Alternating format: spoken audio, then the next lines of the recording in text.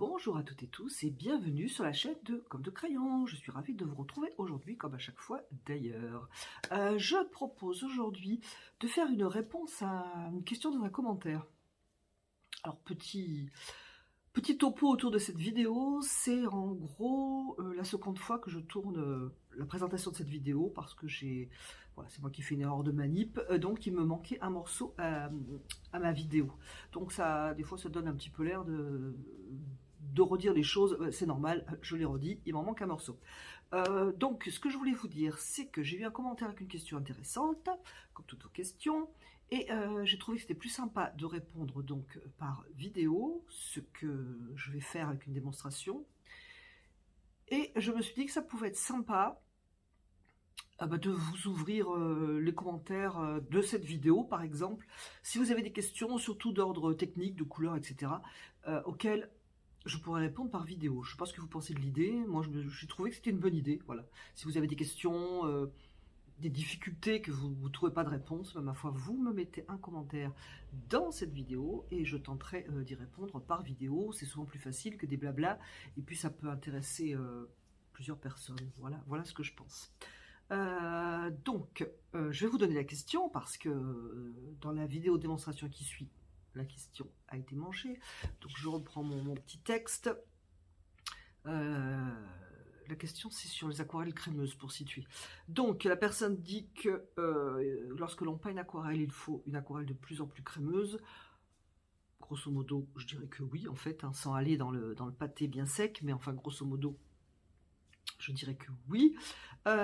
Et donc, sa question, si on fait un mélange, donc, comment fait-on sur la palette pour retrouver la même couleur? Donc ça, c'est une des questions, je réponds au cours de la vidéo démonstration. Et sinon, comment les assécher justement pour avoir une aquarelle beaucoup moins fluide et beaucoup plus crémeuse, ce dont je réponds aussi donc dans la démonstration. Donc ça fait une question, je dirais, sur retrouver les mêmes couleurs, et ça fait une question sur la fluidité de l'aquarelle. Comment retrouver ou trouver une aquarelle plus crémeuse. Donc voilà, je vais y répondre de suite. Donc dans une vidéo, celle-ci, je l'ai sauvée, je ne l'ai pas mangée, elle est toujours là, c'est super. Et je crois que c'est tout. Donc je vous le répète, si le thème question vous intéresse, parce que vous voulez des réponses, hein, si vous posez des questions sans réponse, ça n'est pas utile. Vous pouvez me laisser un commentaire dans cette vidéo, ce sera plus simple pour que je m'y retrouve. Et puis voilà, ça fera une réponse courte. Pour ceux qui sont pressés et qui ne vont pas passer 2 heures. Voilà, je vous laisse avec les explications donc en réponse à cette question.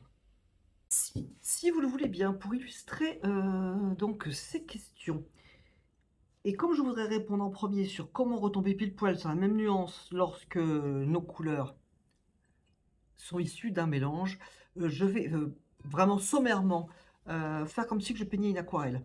Donc, j'ai un ciel, j'ai un paysage. Bon, ça va vraiment être vraiment sommaire, hein. C'est pour illustrer et vous parler donc de quelque chose. Donc ma palette, je prends du bleu trop bien. Ma palette, les couleurs se sont certainement asséchées puisque je ne l'ai pas peint de quelques jours. Donc je précise tout ça parce que ça a un rapport avec cette question d'assécher ces couleurs. Donc mettons que je prenne du bleu outre-mer, c'est vraiment très sec, je vais mettre un petit coup de pchit. Voilà, donc je vais prendre ma couleur. Alors je mouille légèrement mon pinceau et je prends ma couleur, bac bleu. Hop, hop, hop. Déjà, parce que ça répond, ce que je vous montre répond déjà à la question comment assécher ces couleurs. Donc pour mon premier passage très fluide, voilà, je prends du bleu. Je suis dessous. Je vais en prendre encore un peu, voilà. Et si je trouve que c'est pas assez fluide, à ce moment-là, dans le fond de ma palette, je prends de l'eau que je viens mettre. Éventuellement, j'en rajoute encore. Voilà. Imaginons que je veuille mettre du Winsor. Je vais prendre mon Winsor que je vais mettre dans mon mélange. Et toujours pareil, si c'est pas assez fluide, je viendrai mettre de l'eau dans mon mélange ici. Ce qui fait que j'ai déjà moins d'eau dans mes godets. Ok, donc on est parti là-dessus. Je vous l'ai dit, je vais vraiment faire très sommairement un premier avis pour une aquarelle de paysage. Voilà, on imagine que je fais une aquarelle de paysage. Alors peut-être que lorsque l'on fait un ciel de paysage, on essaye quand même, je dirais, pour pas trop y revenir, de poser directement ces couleurs. Je trouve que c'est un bon conseil quand même. Donc par exemple, pour le ciel, imaginons que je veuille un ciel plus coloré, là, je vais tout de suite revenir avec mes couleurs. Voilà. Et comme ça, dans l'intention de ne pas y revenir.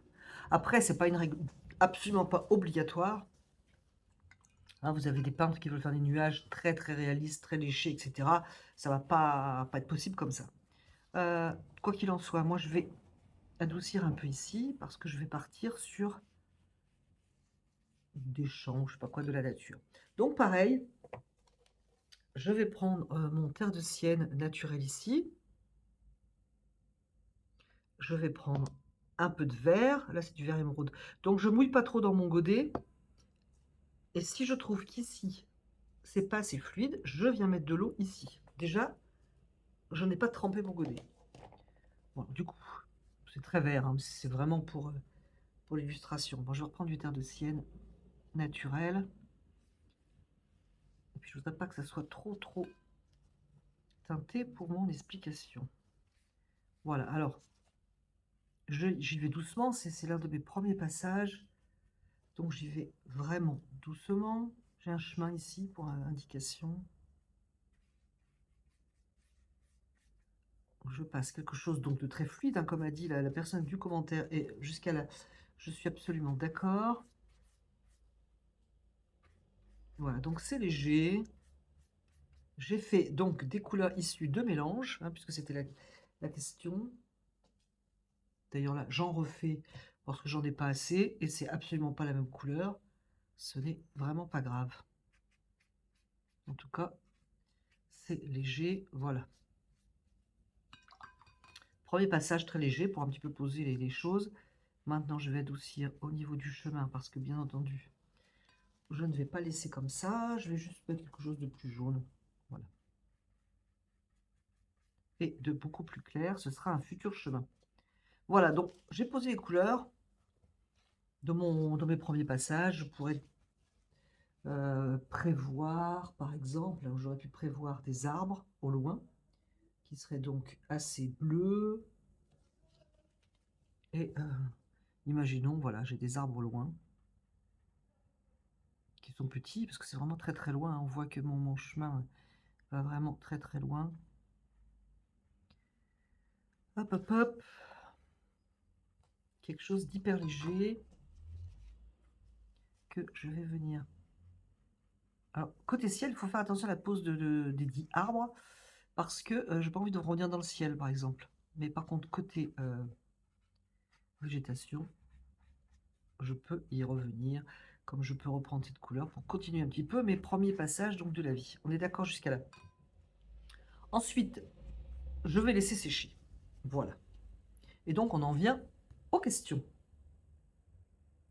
Donc, si vous voulez une aquarelle, pendant que ça sèche, plus crémeuse, est-ce que l'on voit et que j'ai trop mis d'eau dans mes godets, ça c'est embêtant. Il vaudrait mieux faire comme je vous ai montré précédemment, mais quelquefois, ça arrive qu'on mette trop d'eau. Moi, ça m'arrive bien souvent. Je ne vais pas partir sur le ciel, mais je vais partir sur la verdure, que je ne vais pas poser, c'est un exemple. Donc, je prends mon terre de sienne naturel, ici. Je vais prendre mon vert, voilà. Et, en fin de compte, ma couleur est peut-être plus fluide que ce que je pensais, ou j'avais trop d'eau dans mon pinceau. Eh bien, c'est tout bête. On prend un papier absorbant, par exemple, et on pose vraiment ici, contre au ras de la touffe, ici, contre la virole. Voilà, vraiment ici. Et du coup, ça assèche. Du coup, on a une aquarelle, je vais me mettre ici, qui est beaucoup moins fluide. Vous voyez, je ne sais pas si ça se verra à la caméra. En attendant, ça coule beaucoup moins. Donc, ça nous donne deux façons de ne pas d'aquarelle trop fluide lorsque l'on est à des passages où l'on voudrait donc beaucoup moins de fluidité, un petit peu plus crémeux. En résumé, c'est éviter de mettre trop d'eau dans son godet, plutôt ici, et éventuellement, si on a trop d'eau, assécher ici. Vraiment au ras de la touffe ici. Donc voilà qui est fait. Ensuite, je pense que ça répond aux questions, mais n'hésitez pas à me dire si ça ne répond pas aux questions. Et c'est pour ça donc, pour répondre à la question comment faire pour tomber sur la même nuance, c'est pour ça que j'ai fait cette petite ébauche pour simuler des premiers passages de la vie pour une aquarelle de paysage. Heu, Imaginons que je veuille revenir maintenant sur ces couleurs. Je ne vais pas m'entêter à avoir exactement les mêmes couleurs. D'une, parce que ça n'aurait pas d'intérêt d'avoir exactement les mêmes couleurs. Je vais certainement faire un petit peu plus foncé et puis ça va apporter de la richesse aussi. Donc je vais faire une aquarelle plus crémeuse, par exemple, puisque c'était notre question du jour. Je vais peut-être changer de verre, pourquoi pas prendre un verre Winsor, j'espère que je suis dessous, qui est un petit peu plus fort. Par exemple pour mes verres au loin et ajouter un bleu outre-mer. Donc déjà là, j'ai une autre teinte, mais ça me va très bien, que je vais, pourquoi pas, ajouter par-dessus la première pour renforcer quelque chose. Hop, j'ai un pinceau qui tombe du ciel. Pas forcément, alors si j'ai pas aimé mon premier passage de couleur, bien sûr je vais en profiter, mais pourquoi ne pas laisser ce qu'il y avait dessous? Donc cette nouvelle teinte, au contraire, va très bien. On n'est pas obligé d'avoir exactement la même couleur pour les 2 raisons donc suivantes, c'est que on enrichit et souvent quand on poursuit son aquarelle, on a au contraire besoin d'avoir une couleur un petit peu plus, colorée. Voilà, couleur plus colorée. Donc je n'ai pas besoin d'avoir exactement la même couleur, à l'inverse. Est-ce que ça répond à toutes les questions? Moi je dirais que oui, si j'ai bien compris la question, je dirais que ça répond à toutes les questions. N'hésitez pas à me dire si, ce sujet vous a intéressé et si d'autres sujets vous intéressent, n'hésitez pas à me le marquer en commentaire. Je me ferai un plaisir d'y répondre dans une vidéo assez courte comme celle-ci. Voilà, je vous remercie d'avoir regardé, écouté cette vidéo et je vous dis à bientôt sur la chaîne de Comme de Crayon.